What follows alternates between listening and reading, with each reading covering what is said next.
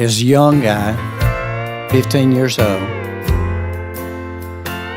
They kept me in jail till I was 16 years old so they could send me to a man's prison. And when I got to Central Prison, the warden there told me to get myself a weapon, that I would need that where I was going because the older men might hurt me because I was so young. So when I changed buses, we were changing buses on the way down to the little prison camp.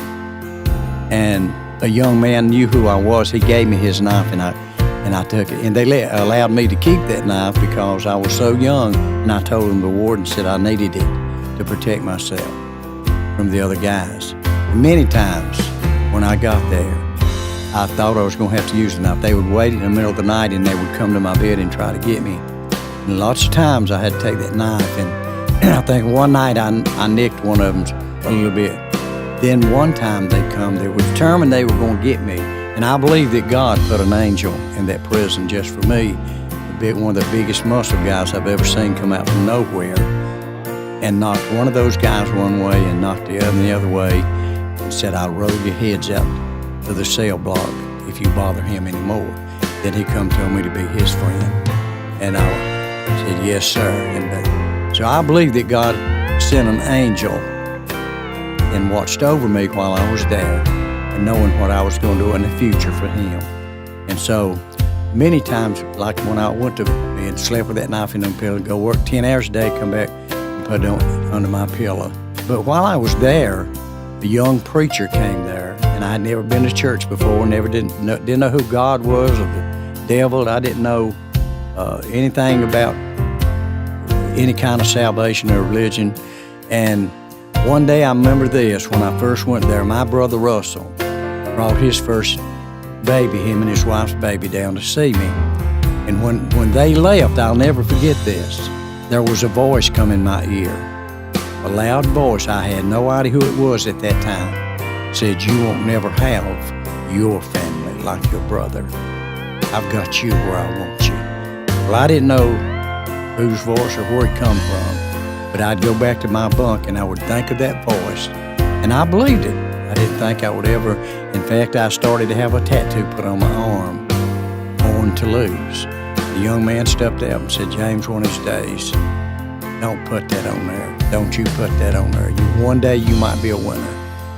So I didn't. I just put Mother on my arm, and I didn't put "Born to Lose." So and then a young preacher came to where I was living. My buddy got out and got saved, so he taught me into going when I didn't want to go. Well, my mama always told me, she said, "Son, look somebody in the face, look into their eyes, you can tell whether they're telling you the truth or not." So I hid in the mess hall, plumbed back as far as I could get in that little prison camp. And that young preacher, when he looked at me, looked like he found me behind all those heads I hid behind, pointed his finger right straight at me and said, "I know somebody that loves you." Well, I'd never had nobody preach before. I knew by his tears coming out of his eyes he was telling me the truth. Then I punched my buddy and I said, "Hey, he must know my mama. No matter how mean I'd been, I knew mama loved me." He said, "James, you ain't talking about your mama." Little bitty said, "I know somebody that loves you, and he won't call you by that number you were. He knows your name, and his name is Jesus." And I punched my buddy and I said, "Who's Jesus?" He said, "James, that's when we're in the sand pits, loading dump trucks in the hot sun, fixing to have a sunstroke, and all at once the clouds comes up and gives us a little break and puts us in a shelter." Said, "We look up and say, 'Thank you, JC. Jesus Christ is his real name. And he come down here, he's the one that makes it rain. He give us a break." And he said, "Not only that, God sent his only son down here, Jesus, to die for us, that we could have, this prison ain't nothing. I mean, you can get saved and go home and be a good guy." And that's who we're thinking. His real name is Jesus Christ. It's not JC. And so that day, I wanted this Jesus Christ in my heart. And I would have accepted him right then, but I wanted to wait till I could get out. I didn't want to accept him under those terms. So I waited till I got free. Then the first little mission that I went in to hear preaching. And I believe that God meant for it to be this way. I don't even know the name of the church, that I went in to get saved. And it wasn't the message they preached that night, but it was the message that C.S. Grogan's preached to me when I was in prison, telling me he knew somebody that loved me. That kept ringing in my ear. And I didn't think they was going to give an invitation that night, so I almost got up. But about the time I was starting to get up to go, he said, if there's anybody here, and that's about far as you got, I took off to that altar, knelt down on my knees, and went, the greatest thing that's ever happened, anytime, anywhere, to this old boy, when Jesus Christ, I opened my heart's door, and he came in. That's how I got the idea. When I come home, I got to thinking, I had never wrote a song, so I just got to thinking I looked at my neighbors. Some of them had 2 cars and a boat. They had all kind of, I had a house that I paid probably $10 a month. You can imagine what it looked like. But I knew one thing.